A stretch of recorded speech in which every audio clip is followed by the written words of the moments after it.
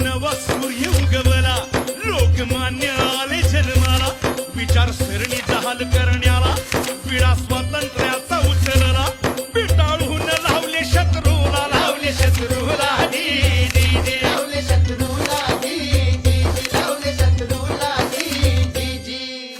आणि अशातच पुण्यात प्लेगने थैमान घातलंय. तर दुसरीकडे रँड सारखा राक्षस जनतेला छळून मारतोय. या सूड भावनेतूनच चाफेकर बंधू चिडण्याला, बाळकृष्ण हरी नावाला, दोन बंधू घेतले संगतीला, कुळ गोत्र ठेवले बहादूला, क्षत्रिय धर्म स्वीकारीला, सुरुवात केली कसरतीला, रक्ताचं पाणी कर